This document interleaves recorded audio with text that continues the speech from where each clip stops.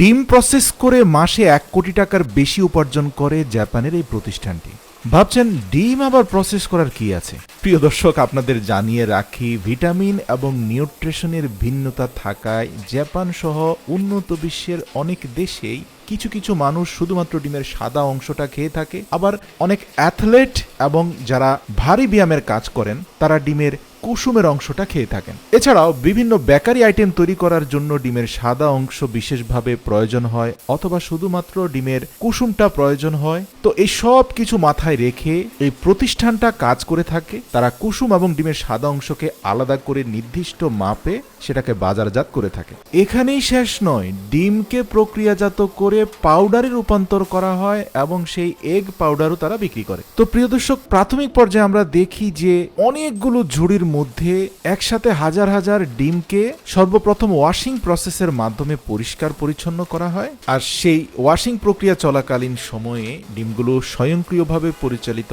হওয়া এগ বক্সের সাহায্যে উপরের দিকে চলে যেতে থাকে। এরপরে একটা হাই স্পিড এগ ক্র্যাকিং মেশিনের সাহায্যে খুব নিখুঁতভাবে ডিম ভেঙে ইগশেলগুলো একদিকে আর ডিমের ভেতরের কম্পোনেন্ট চলে যায় অন্যদিকে। প্রিয় দর্শক, এই মেশিন এতটাই নিখুঁতভাবে কাজ করে যে আপনারা দেখতে পাচ্ছেন ডিমের ভেতরে থাকা কুসুমটা অক্ষত অবস্থায় রয়ে গেছে এবং সাদা অংশ নিচের আরেকটা নির্ধারিত পাত্রে চলে গেছে এবং অটোমেটিক স্ক্যানার মেশিনের মাধ্যমে সবগুলোর মান নিয়ন্ত্রণ করা হয়। এরপর আপনারা দেখতে পাচ্ছেন যে ইয়ক অ্যান্ড হোয়াইট সেপারেশন হয়। ইয়ক মানে কুসুমের অংশটা এবং ডিমের হোয়াইট পার্টটা, সেটাকে সেপারেট করে আলাদা করা হয়। আর ইয়কগুলোকে ব্লেন্ড করে একটা নির্দিষ্ট জায়গায় জমা করা হয়। আপনারা দেখতে পাচ্ছেন যে গাঢ় হলুদ রঙের এই পুরোটাই কিন্তু গলন্ত ডিমের কুসুম।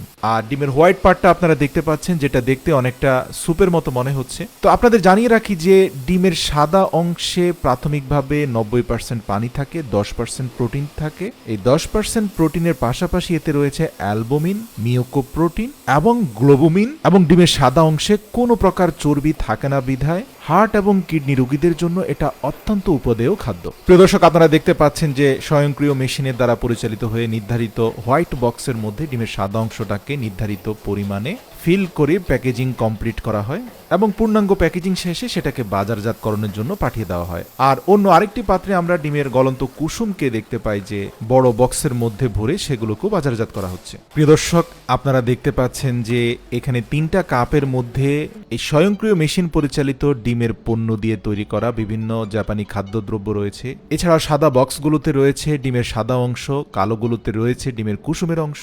মনে রাখবেন, ডিমের যে কুসুমটা সেটা 90 ভাগ হচ্ছে calcium, iron, phosphorus, zinc, thymine, vitamin B6, vitamin B12 এবং সাথে রয়েছে প্যান্থোথেনিক অ্যাসিড। আর যার ফলে যারা অ্যাথলেট কঠিন পরিশ্রম করে তারা যদি ডিমের কুসুম খায়, এটা তাদের এনার্জি লেভেলকে কয়েক গুণ বুস্ট করে।